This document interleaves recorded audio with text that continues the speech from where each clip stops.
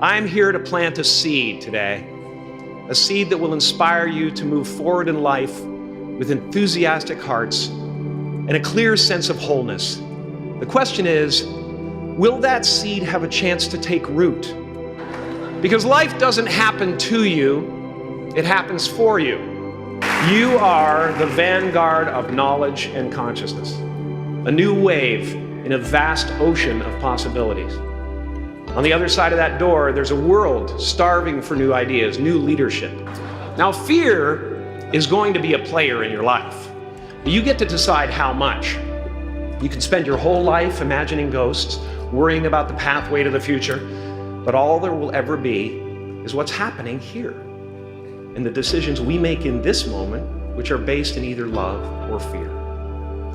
So many of us choose our path out of fear disguised as practicality.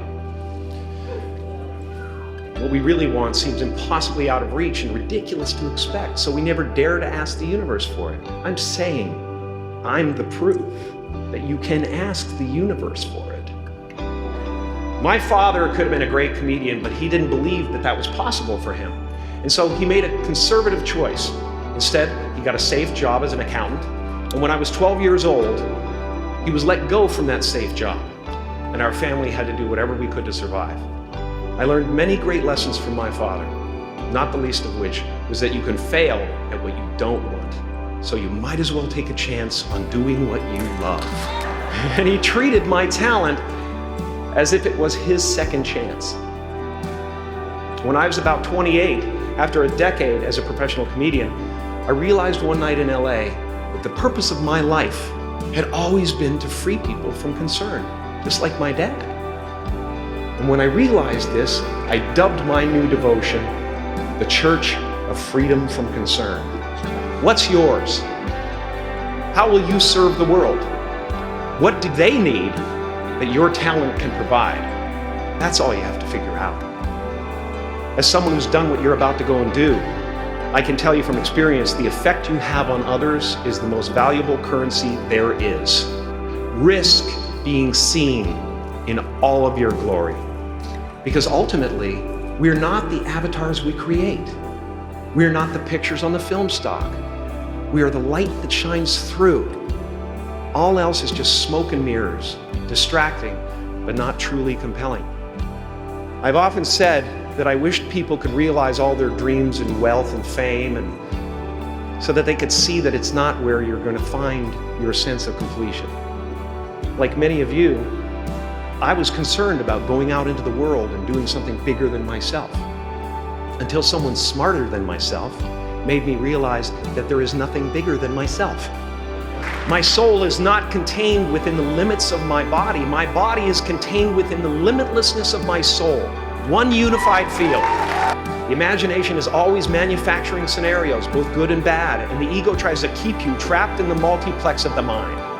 Our eyes are not viewers, they are also projectors that are running a second story over the picture that we see in front of us all the time. Fear is writing that script, and the working title is, I'll Never Be Enough. This is the voice of the ego. And if you listen to it, there will always be someone who's doing better than you. No matter what you gain, ego will not let you rest. It will tell you you cannot stop until you've left an indelible mark on the earth, until you've achieved immortality. How tricky is this ego that it would tempt us with the promise of something we already possess? Relax and dream up a good life. I had a substitute teacher from Ireland in the second grade that told my class during morning prayer that when she wants something, anything at all, she prays for it and promises something in return, and she always gets what she wants. Well, I'm sitting at the back of the classroom, thinking, wow, my family can't afford a bike, So I went home and I prayed for one. And I promised I would recite the rosary every night in exchange. Broke that promise. But 2 weeks later, I got home from school to find a brand new Mustang bike with a banana seat and Easy Rider handlebars. My family informed me that I had won the bike in a raffle that a friend of mine had entered my name in without my knowledge whatsoever. So that type of thing has been happening to me ever since. As far as I can tell, it's just about letting the universe know what you want and working toward it while letting go of how it comes to pass. Your job is not to figure out how it's going to happen for you, but to open the door in your head. And when the door opens in real life, just walk through it. And don't worry if you miss your cue, because there's always doors opening. They keep opening. And when I say life doesn't happen to you, it happens for you, I'm just making a conscious choice to perceive challenges as something beneficial so that I can deal with them in the most productive way.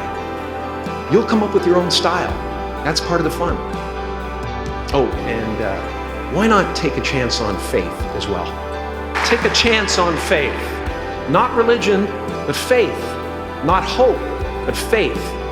I don't believe in hope. Hope is a beggar. Hope walks through the fire and faith leaps over it. You are ready and able to do beautiful things in this world. And after you walk through those doors today, you will only ever have two choices: love or fear.